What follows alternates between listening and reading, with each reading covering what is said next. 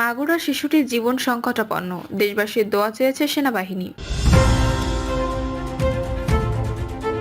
স্থায়ী কমিটির বৈঠকে মাঠে থাকা সিদ্ধান্ত, নির্বাচন নিয়ে ষড়যন্ত্র দেখছে বিএনপি।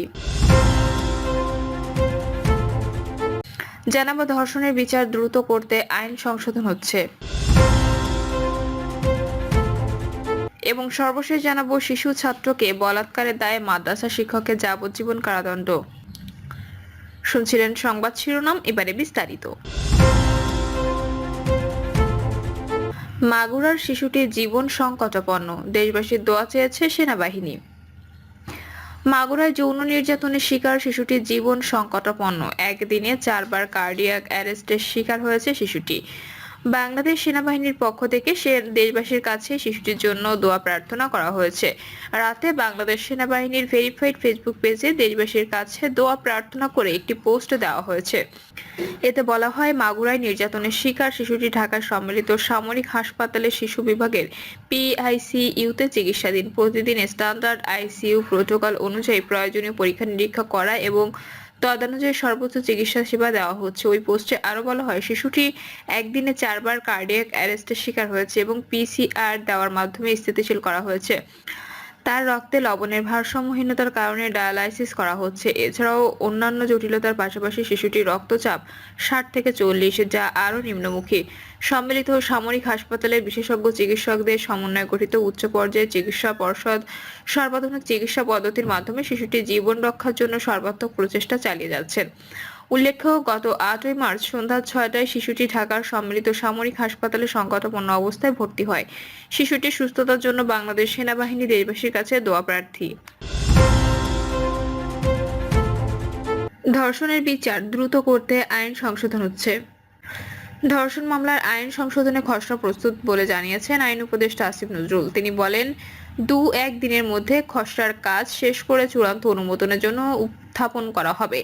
এর আগে সচিবালয়ে ধর্ষণ বিরোধী মঞ্চের নেতৃত্বের সঙ্গে বৈঠক করেন আইন উপদেষ্টা আসিফ নজরুল। নারী ও শিশু নির্যাতন দমন আইন সংশোধনে সরকারের পদক্ষেপের বিষয়ে ধর্ষণ বিরোধী মঞ্চের নেতৃত্বে জানানো হয়েছে জানিয়ে আইন উপদেষ্টা বলেন, আমরা গত পরশু এবং গতকাল সংশ্লিষ্ট সবাইকে নিয়ে পরামর্শ সভা করেছি। আমার একটা খসড়া আইন করেছি, সেটি আজ আমরা সার্কুলেট করছি কিছু স্টেক হোল্ডারদের কাছে। যত দ্রুত সম্ভব আমরা আইনটি কঠোর করার চেষ্টা করব। ধর্ষণের মামলায় বিচার যাতে শুধু দ্রুত না, বিচারটা যাতে নিশ্চিত হয় এবং যথাযথ হয়, আমি এগুলো তাদের বলেছি। বৈঠক শেষে ধর্ষণ বিরোধী মঞ্চের প্রতিনিধিরা বলেন, আমরা মনে করি 5টি দাবি যথাযথভাবে বাস্তবায়ন করলে ধর্ষণের ঘটনা কমে আসবে। মাগুরার ঘটনার বিচার প্রক্রিয়া পর্যবেক্ষণে রাখা হবে। স্থায়ী কমিটির বৈঠকে মাঠে থাকা সিদ্ধান্ত, নির্বাচন নিয়ে ষড়যন্ত্র দেখছে বিএনপি। ত্রয়োদশ জাতীয় সংসদ নির্বাচন নিয়ে ষড়যন্ত্র দেখছে বিএনপি। দলটি মনে করছে, প্রায় সব রাজনৈতিক দল নির্বাচনে সুনির্দিষ্ট রোডম্যাপ ঘোষণার দাবি জানালেও অন্তর্বর্তী সরকার তা কৌশলে এড়িয়ে যাচ্ছে। নির্বাচন নিয়ে সরকারের শীর্ষ পর্যায় থেকে এক এক সময় এক এক ধরনের তথ্য দেওয়া হচ্ছে, যা সন্দেহ আরও বাড়াচ্ছে। এই অবস্থায় সভা সমাবেশের মতো কর্মসূচি নিয়ে মাঠে থাকার সিদ্ধান্ত নিয়েছে বিএনপি। এপ্রিল ও মে জুড়ে এ কর্মসূচি পালন করা হবে। জাতীয় স্থায়ী কমিটির বৈঠকে সিদ্ধান্ত হয়, আওয়ামী ফ্যাসিবাদী গোষ্ঠীর ব্যবসায়িক প্রতিষ্ঠানগুলোকে একটি ইসলামী দল ও এক নতুন দলের নেতারা শেল্টার দিচ্ছেন, এমন তথ্য তুলে ধরে বৈঠকে নেতারা বলেন, এর পেছনে ওই দল দুটোকে আর্থিক সুবিধা দেওয়ার প্রমাণ তারা খোঁজ করে পেয়েছেন। এর ফলে ঘুষ ও দুর্নীতি কমেনি, আইন শৃঙ্খলা পরিস্থিতির অবনতি ঘটছে বলেও নেতারা মনে করেন। সূত্রমতে বৈঠকে নেতারা বলেন, জাতীয় নির্বাচন নিয়ে সরকারের মধ্যে গড়িমসির বিষয়টি স্পষ্ট বোঝা যাচ্ছে। গণপরিষদ নির্বাচন, সেকেন্ড রিপাবলিক ও স্থানীয় সরকারের দাবি করে নির্বাচনকে প্রলম্বিত করার চেষ্টা করা হচ্ছে, যার পেছনে সরকারের একাধিক উপদেষ্টার মদত রয়েছে। অন্তর্বর্তী সরকার বিএনপিকে নয়, তরুণদের নতুন দল জাতীয় নাগরিক পার্টি ও বৈষম্য বিরোধী ছাত্রদের শক্তি ভাবে তারা সহজে ক্ষমতা ছাড়বে বা নির্বাচন দেবে বলে মনে হচ্ছে না। বৈঠকে নেতারা আরো বলেন, সরকার এনজিওর উপর নির্ভরশীল হয়ে পড়েছে।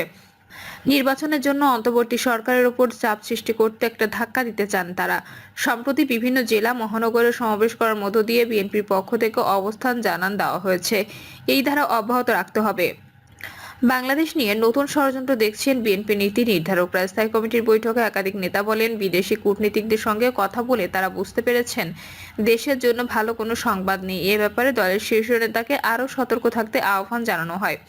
নেতারা বলেন, আওয়ামী ফ্যাসিবাদী গোষ্ঠী ব্যবসায়িক প্রতিষ্ঠানগুলো ইসলামী একটি দল ও একটি নতুন দল শেল্টার দিচ্ছে। এরা এখন একযোগে বিএনপির বিরুদ্ধে কাজ করছে। ফলে বিশৃঙ্খলা কমেনি, আইন শৃঙ্খলা পরিস্থিতির অবনতি ঘটছে। অবস্থা যেদিকে যাচ্ছে, খুব শিগগির মানুষ বলতে শুরু করবে যে হাসিনার আমলে ভালো ছিলাম। যা হতে দেওয়া যাবে না। সরকারকে এ বিষয়ে সতর্ক থাকার জন্য দলের পক্ষ থেকে আহ্বান জানানো হবে। পাশাপাশি দলীয় নেতাকর্মীদেরও সজাগ থাকতে নির্দেশনা দেওয়া হবে। যদিও বিএনপির স্থায়ী কমিটির সদস্য ইকবাল হাসান মাহমুদ টুকু বলেন, কর্মসূচির বিষয়ে স্থায়ী কমিটিতে কোনো আলোচনা হয়নি। সূত্র জানায়, বৈঠকে একাধিক নেতা বলেছেন যে কোনোভাবেই হোক একটি গোষ্ঠী বাংলাদেশের বর্তমান অন্তর্বর্তীকালীন সরকারকে ব্যর্থ প্রমাণ করতে নানা ষড়যন্ত্র অব্যাহত রেখেছে। তারা যে কোনো মূল্যে দেশে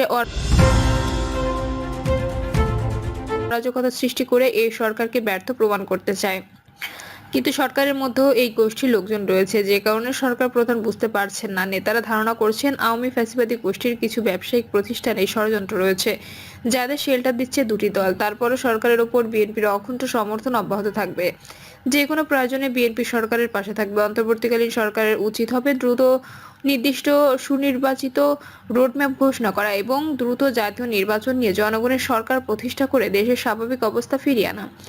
এই প্রসঙ্গে রাজধানীতে এক ইফতার মাহফিলে বিএনপির স্থায়ী কমিটির সদস্য মির্জা আব্বাস একটি বিশেষ দলকে কারা টাকা দেয়, কারা হেলিকপ্টারের ব্যবস্থা করে দেয় তা জাতির সামনে প্রকাশ করার অনুরোধ জানান। গণমাধ্যমকে উদ্দেশ্য করে তিনি বলেন, একটি বিশেষ দল সম্পর্কে সাংবাদিকরা কিছু লিখছে না, যতটুকু পারেন ফুলিয়ে ফাঁপিয়ে শুধু বিএনপির বিরুদ্ধে লিখছেন। পর্দার অন্তরালে অনেক কিছু ঘটছে, সেগুলো লিখছেন না। কোন ব্যবসায়ী কোন দলকে কত টাকা দেন, কোন দল কোন ব্যবসায়ীকে পৃষ্ঠপোষকতা করছে, কোন ব্যবসায়ীকে বাঁচাতে চেষ্টা চালাচ্ছে, এগুলো লিখছেন না। জুলাই আগস্ট আন্দোলনকে কেন্দ্র করে অনেক ব্যবসায়ীর বিরুদ্ধে হত্যা মামলা হয়েছে, কিন্তু তাদের গ্রেপ্তার করতে পারছে না, কারণ ওই বিশেষ দলের কাছে তারা শেল্টার পাচ্ছে। কিন্তু ব্যবসায়ী গেল 17 বছর অবৈধভাবে হাজার কোটি টাকা ইনকাম করেছেন, এরাই পরের 17 বছর এই টাকা ব্যয় করবেন দেশকে ধ্বংস করতে। জাতীয় ঐকমত্য কমিশন রাজনৈতিক দলগুলোকে সংলাপের আমন্ত্রণ বা সংবিধানের মতো গুরুত্বপূর্ণ ইস্যুতে বসতে পারে কিনা স্থায়ী কমিটির বৈঠকে এমন প্রশ্ন তোলা হয়েছে। এতে নেতারা বলেন, তারা রাষ্ট্রের কোন পর্যায়ের অথরিটি, আবার সংলাপ হবে কোন দলগুলোর সঙ্গে, শুধু নিবন্ধিত নাকি অনিবন্ধিত সংগঠনও থাকবে। নিবন্ধিত হলে জামায়াতে ইসলামী এবং তরুণদের নতুন দল জাতীয় নাগরিক পার্টি এনসিপি এই সংলাপে আমন্ত্রণ পাবে না। এসব বিষয় স্পষ্ট হতে হবে। এখানে সংলাপ হতে হবে অন্তর্বর্তী সরকারের সঙ্গে রাজনৈতিক দলের।